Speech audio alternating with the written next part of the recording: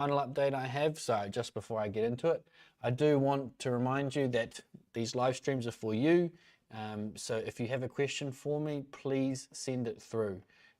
If there's anything you want me to talk about, happy to cover it off, give you as much information as I'm aware of.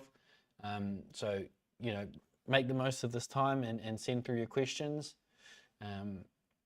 So yes, while I wait for questions to come through, the final update is around the Christmas and New Year period. If you have staff and you're going to reduce your reliance on them over the holiday period, so maybe you've got family coming to stay and they're going to be there and you won't need your staff as much as you normally do. If they're casual, that's fine, because they're casual staff. You don't need to guarantee them a certain number of hours, and you can just let them know that they won't be needed. But if you have permanent staff, either part-time or full-time, if there is a change to their hours or working pattern, you do need to give them notice.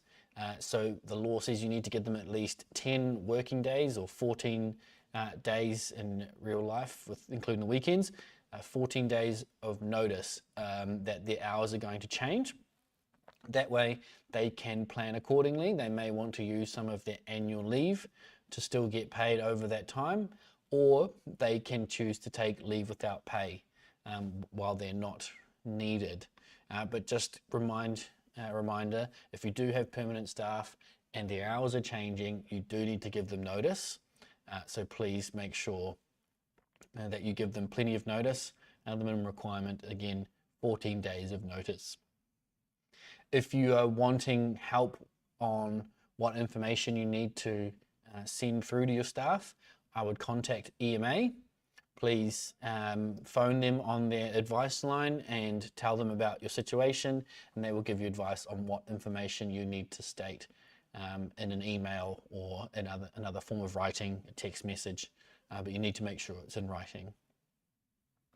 Okay, looks like the Manawanui live stream regular Karen has come through with some topics, so let's dive in. Christmas employee bonuses / gifts. Questions are still being asked around this. Is there anywhere where what is allowed is in written form that I could copy and paste to let people know what is or isn't allowed, please? Currently, Karen, there is nothing written from DSS.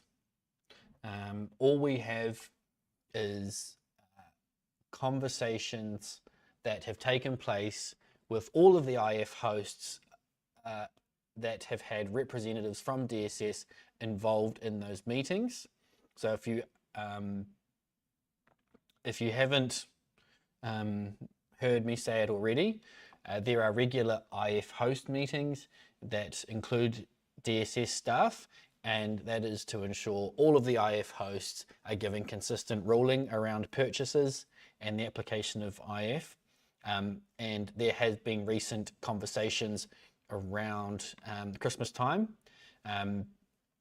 So I will state what I know of, but I can't point you to any written information, sorry. But what I will is I will ask for some certainty from the representatives we meet with at DSS and see if we can get some of that guidance written down in a format that we can communicate to our customers, because I understand it is confusing having a lack of concrete information to point people to. So a Christmas bonus, a staff bonus. Oh, sorry, let me go back. This information, because I know it's come up before, this information is for employees only. If you're using contractors, there is no ability to purchase gifts, to give them a bonus or anything, right? This is only for employees. Okay, so if you want to give your staff, an employee, a bonus, it can be up to a week's worth of their wages in a dollar amount. But be mindful that it needs to fit within your current budget, and it will be taxed, right? PAYE will be taken from the bonus before it is paid out to the employee. Gifts, you are able to purchase gifts for your employees. And the IRD guidance is that it cannot be more than $300 in total. Otherwise, it will attract fringe benefit tax. And so that would be the cutoff point. And the reason being around the $300 limit is it needs to be reasonable and cost effective, as always. So it needs to be able to be defended as reasonable and cost effective, and that is where the threshold was agreed upon. There was also discussion around a end of year event or function with your employees, so not contractors, just your employees. You need to ensure that it is only the employee's costs that are claimed. So if you and the disabled person are attending, you need to cover those costs yourselves. And I believe, this is off the top of my head, so please don't hold me to it. I believe it was around 75, I think maybe $80 maximum per head. So that would mean all the food and event costs per employee need to be less than $80. I will qualify everything I've just said with the overarching fact across those expenses is that you cannot treat them in a vacuum. You need to look at it as a full picture of your individualized funding spending, and it needs to meet the eye test of being reasonable and cost effective. So it's going to be a little bit more of a difficult justification if you're paying a week's worth of wages, you're getting them a gift, and running an Xmas function at the end of the year for your staff. You know, that you really need to ask yourself, is that a reasonable and cost-effective use of my funding? My recommendation would be to pick one of those three options to recognize your staff and, you know, treat them to something that says from you that you appreciate their time and efforts over the year. If you start combining some of those options, it's going to create a situation where we're going to challenge you on whether that is a reasonable and cost-effective use of your funding altogether. Next one from Karen. Admin devices. Which stream can it be claimed under? How much is allowed and how often? Also, what type of device is allowed, please? So you can claim an admin device from your standard IF allocation or your respite allocation. But if you have both, you cannot claim more than one, right? You can't claim one from each funding. And the timing currently from DSS is that it needs to be more than 3 years apart. I'm trying to make sure I say this nice and clearly. So there needs to be at least a 3-year gap between the last and next purchase of an admin device. The current threshold is $1,500. And that is for each of those funding types. Like I said, it can come from either, but you can't use both. And that is just, let me just say, that is the amount the funding can cover. But if you are looking to purchase an admin device with specific functions related to supporting the disabled person, you know, like if you're your own agent and you have limited dexterity and you want a specific device that enables you to use a computer much easier, then you can go for that more expensive item, but you may need to pay for some of it yourself, right? The types of devices, it needs to meet the criteria of managing your funding. So it should be able to access the internet, should be able for you to manage documents and files like your invoices. Maybe it's got, Office installed as well. So most smartphones, tablets, or laptops meet the criteria for being an admin device. If you're with Manawanui, you can manage your funding through our app. So you could purchase a smartphone and be completely fine, or you may choose to get a computer or laptop, or a tablet might suit you. Oh, Karen has pointed out a piece of information. Yes, these employees need to be employed with you for over 12 months, right? Then there needs to be evidence of, a length of tenure to justify celebrating their services over Christmas. So yes, as long as they've worked for you for more than 12 months, then you can recognize their service. Thank you, Karen, for pointing that out. Let me know, Karen, if I haven't answered your admin device question appropriately. Leslie says, how is the new CEO, Simon? Haven't seen or heard him as much as Marsha. Any changes of note within your organization as a result of the new leadership? Yeah, to be honest, Ben has been quite good. I've enjoyed having him as part of our senior executive leadership. He's got a very good understanding of disability, DSS. He's had, a lot of experience in the disability sector.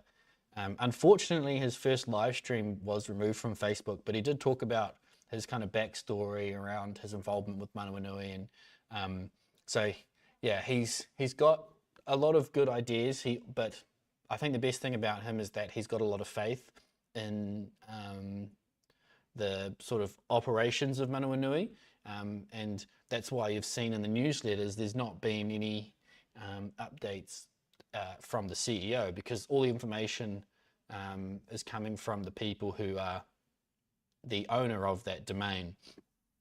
So I think that's been a good change since Marsha sadly left, is that there's been a sort of, how do I say it? The authority and decision making has dropped down a level, and we've all been given a lot more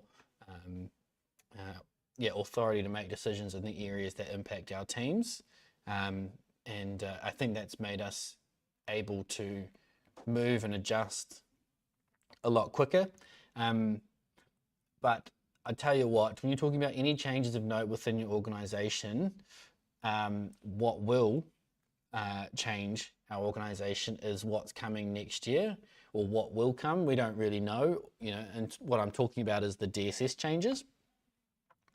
So the changes in funding allocations and the way people utilize their funding. We're expecting that's going to be quite a big adjustment.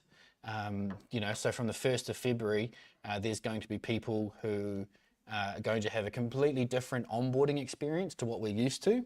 They're going to go through a full planning activity with their needs assessor. So they're going to have a plan with a purpose for the funding, and there's going to be goals for that funding period on what they're trying to achieve. So we're going to have to respond with a completely new setup journey. Our coaching and our customer experience teams are going to have to get used to supporting people with that method. And then from the 1st of April, we're going to have to adapt to people with new funding balances, and then also a massive relaxation in how people can use their funding and how they spend it on purchases and therapies and services, which is fantastic. But that's going to be a huge change for us to adapt to, and so that will probably force us to change more as an organization than we have in a very long time. We're really excited to see what comes, or to see how next year unfolds. I will also acknowledge that there is some concern out there for people around their funding allocations and what that might impact them in terms of how much they will have as a total allocation. So that obviously will be quite concerning for some people, and we will do our best to support you through that if you end up being impacted with a very different allocation than what you were expecting. But yeah, otherwise, the change to the guidelines, or sorry, the removal of the purchasing guidelines, the increase in flexibility, and then also the new planning approach that the NASCs will work through everybody eventually, I think is going to be a huge improvement to the IF model.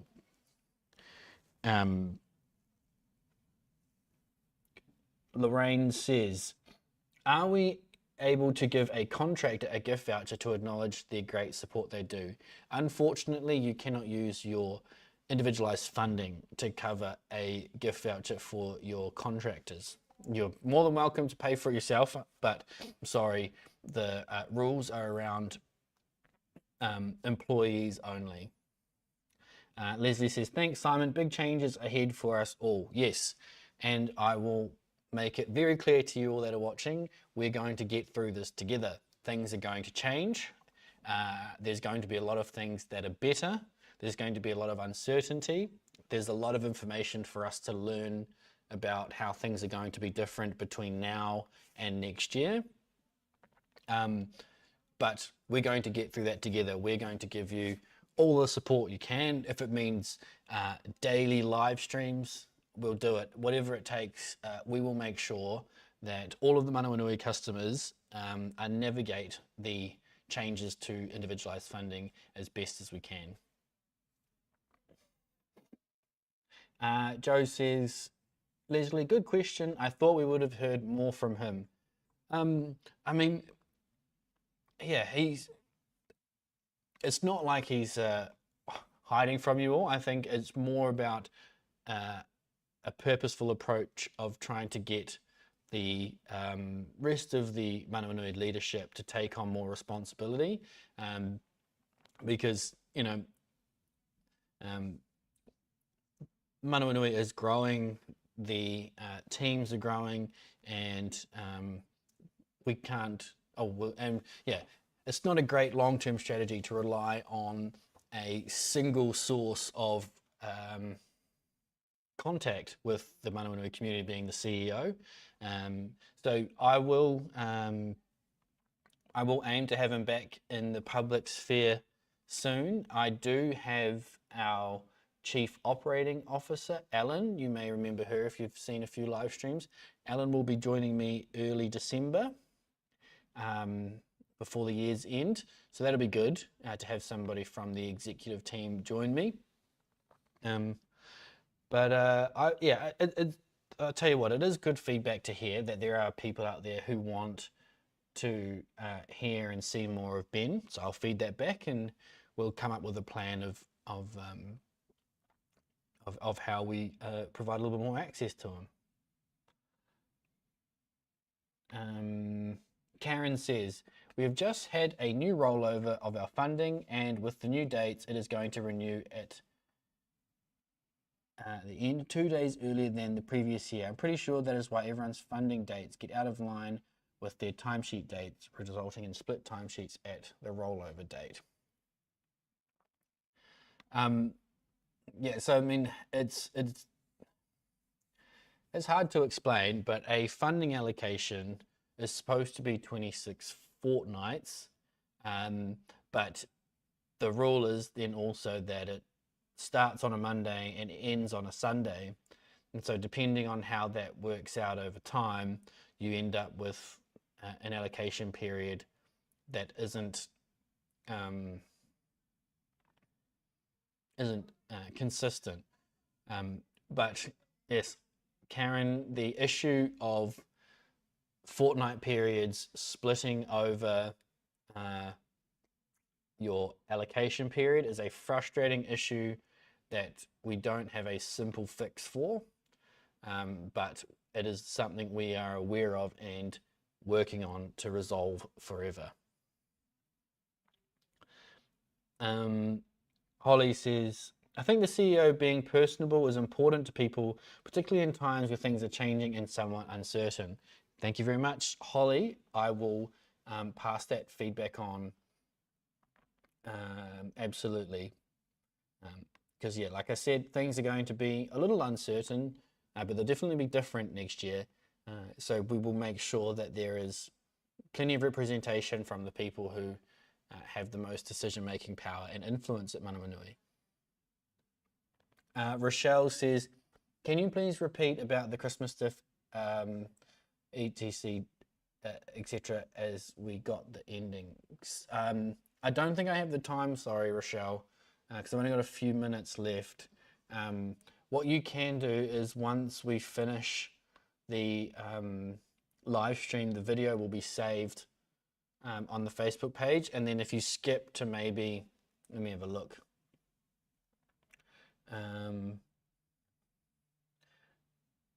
Yeah, so if you skip the first, say, 4 or 5 minutes of the live stream, that will be about when I started talking about the employee-related costs. Holly says, ours changes by a couple of days each time. It can be frustrating at the end of the term. Yeah. There are some old school quirks of how funding allocations are created. And yeah, they're hopefully MSD and DSS at some point overhaul a system of managing funding that's at least, I think, 20, maybe 30 years old. I mean, they have a system, right, that manages every funding allocation for every person in the disability community. So that's not just individualized funding, it's people in residential care, it's people with formal support providers. And that system's been around almost as long as I've been alive, I think maybe even longer. And so it is due for renewal, and hopefully that's a very big audacious goal that the government takes on to complete, and that will make everybody's lives far easier. Because, yeah, the funding system should be able to handle the complexity of any start date and any end date rather than it being restricted to how it is now. Rochelle says, cool, thank you, you're welcome.